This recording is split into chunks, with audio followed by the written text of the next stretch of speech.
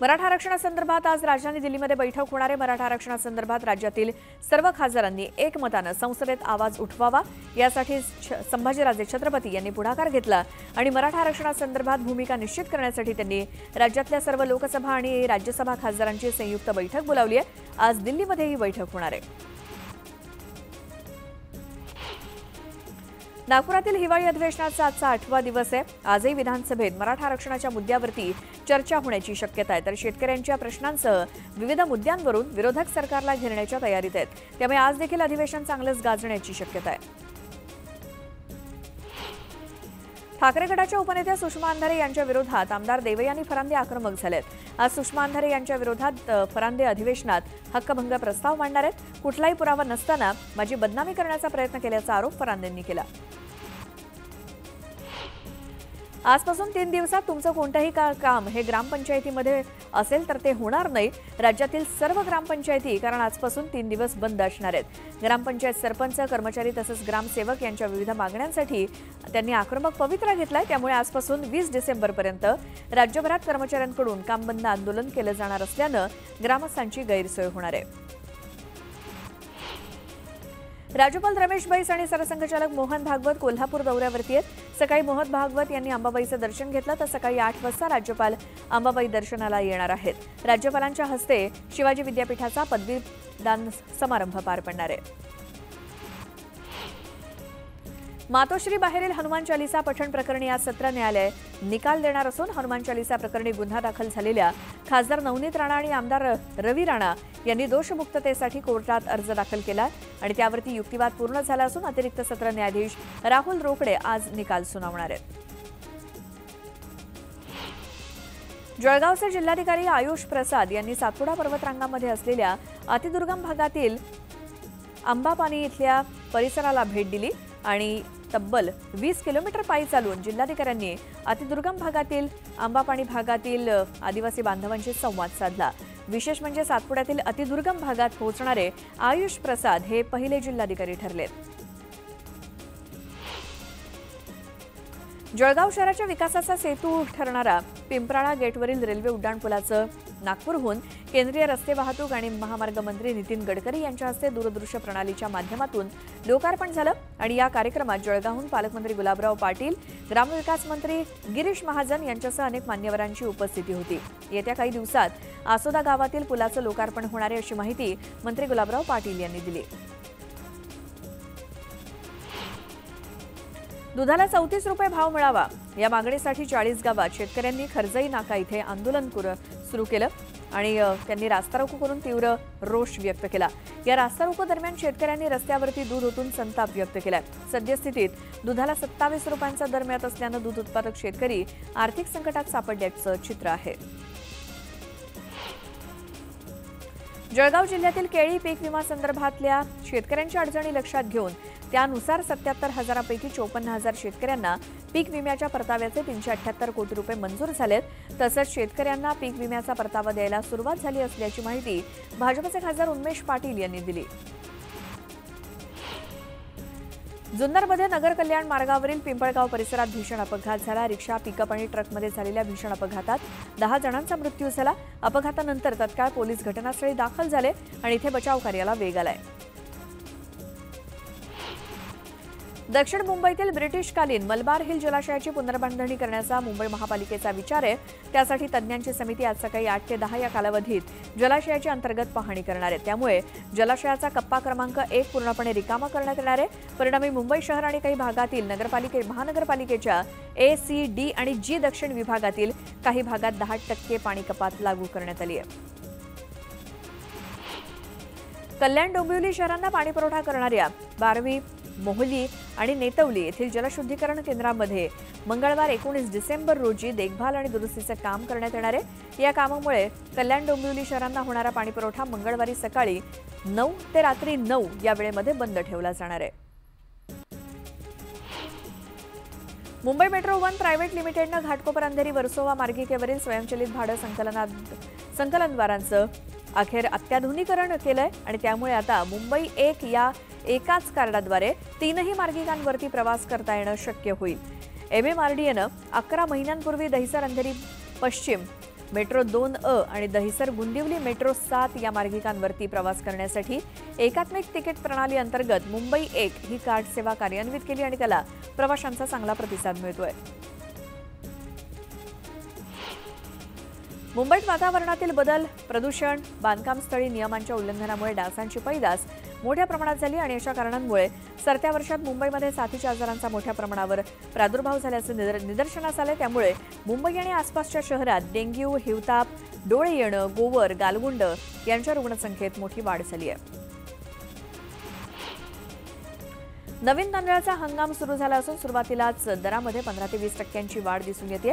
बिगर बासमती तांदळाच्या निर्यातीवरती बंदी असतानाही हंगामाच्या पहिल्या टप्प्यात ही स्थिती आहे. तांदळाची लागवड कमी झाली असून पाऊस कमी झाल्यानं उत्पादनावरती परिणाम झालाय. म्हाडाच्या कोकण मंडळाला पुढच्या वर्षी चितळसर मानपाड्यातील स्विस चॅलेंज प्रकल्पातून 1173 घरं उपलब्ध होणार आहेत. चितळसर मानपाडा येथील म्हाडाच्या जमिनीवरती स्विस चॅलेंज पद्धतीने प्रकल्प राबवण्याचा निर्णय घेण्यात आलाय. सध्या या प्रकल्पाचं 90% काम पूर्ण झालंय.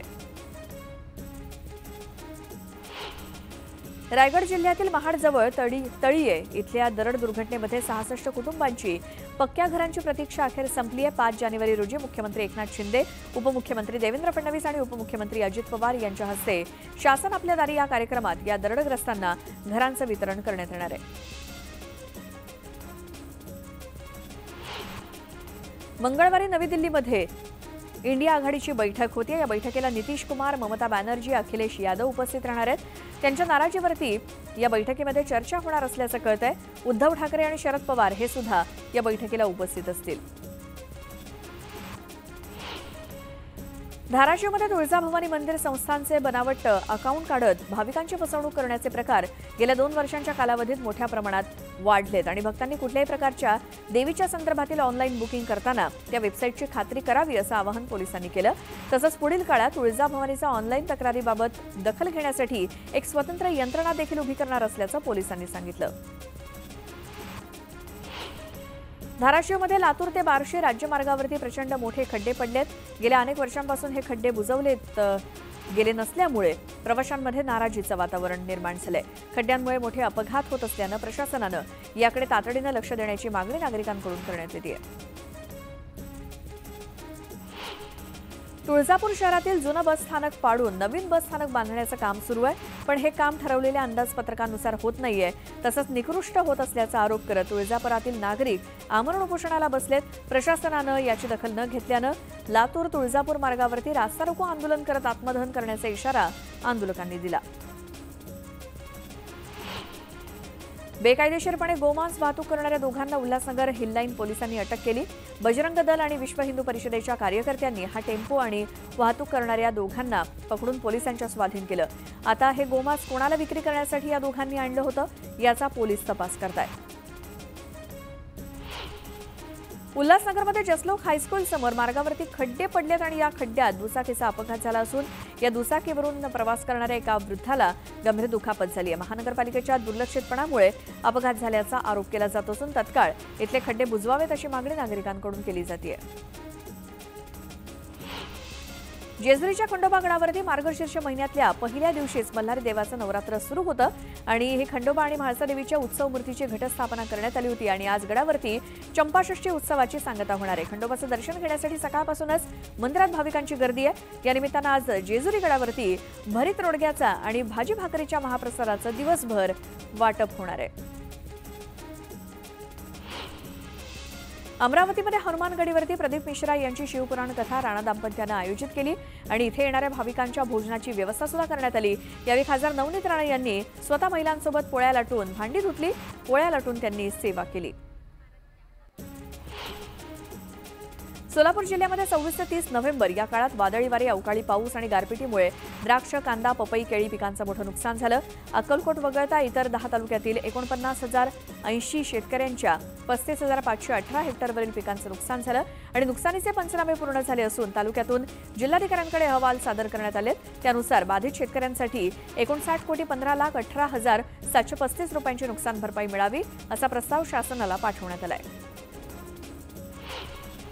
भिवंडीत ओबीसी मेळाव्यामध्ये नाराजी नाट्य पाहायला मिळालं। आगरी सेनेचे प्रमुख राजाराम साळवी भाषण करत असताना त्यांना भाषण थांबवण्यासंदर्भात चिठ्ठी देण्यात आली। ही चिठ्ठी वाचल्यानंतर साळवींनी व्यासपीठावरून नाराजी व्यक्त केली।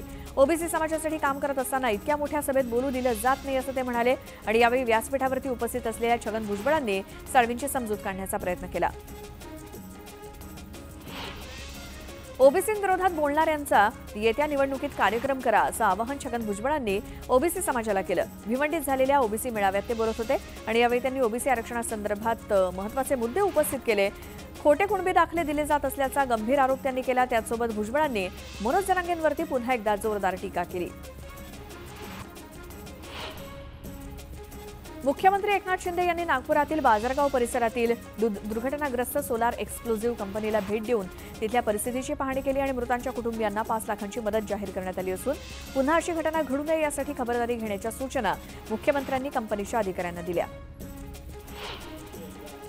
राज्याचे उपमुख्यमंत्री अजित पवार यांनी गडचिरोली जिल्ह्यातील अतिसंवेदनशील असलेल्या नारगुंडा भागाला भेट दिली आणि या ठिकाणी आयोजित जनजागरण मेळाव्याला अजित पवार उपस्थित होते। यावेळी अजित पवारांनी स्थानिक आदिवासी महिलांशी संवाद साधून त्यांच्या समस्या जाणून घेतल्या।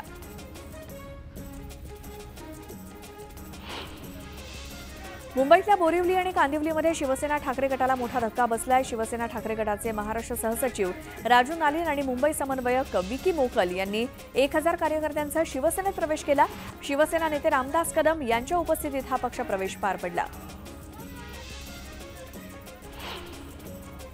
सांगलीच्या दुष्काळग्रस्त जत तालुक्यातील 8 गावांचा पाण्याचा प्रश्न आता मिटणार आहे, कारण म्हैसाळ सिंचन योजनेअंतर्गत मायथळ कॅनलमधून माडग्याळसह 8 गावांना पाणी सोडण्यात आलंय। त्यामुळे नागरिकांनी जल्लोष करत कृष्णामाईची ओटी भरून खासदार संजयकाका पाटील यांच्या हस्ते जलपूजन केलं।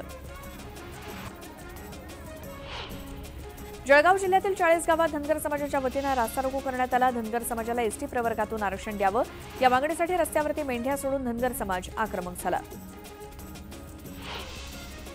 दक्षिण कोकणातील जागृत आणि प्रसिद्ध देवस्थान असलेल्या वेंगुर्ला तालुक्यातील मातोंड पेंडूर येथील श्रीदेव घोडेमुख यांचा जत्रोत्सव भक्तिमय वातावरणात उत्साहात संपन्न झाला। यावर्षीच्या उत्सवात भाविकांनी गर्दीचा उच्चांक गाठला। नाशिक पुणे माल वाहतूक करणारा ट्रक कारला धडकल्यानं भीषण अपघात झाला। संगमनेर तालुक्यातील चंदनापुरी गावाजवळ ही दुर्घटना घडली। या अपघातामध्ये कारमधल्या 4 मृत्यू झाला। दरम्यान या घटनेनंतर ट्रक चालक पसार झाला असून पोलिसांकडून ट्रक चालकाचा तपास सुरू आहे। जुन्या पुणे मुंबई महामार्गावरती खंडाळा घाटातील राजमाची सनसेट पॉइंट इथे एसटी बसचा अपघात झाला। या अपघातामध्ये 12 प्रवासी किरकोळ जखमी झाले असून तीव्र उतारादरम्यान बसचे ब्रेक फेल झाल्यानं हा अपघात झाला। दरम्यान ड्रायव्हरनं प्रसंगावधान राखत गाडी मातीच्या ढिगाऱ्यावरती थांबवली आणि त्यामुळे मोठा अनर्थ टळला।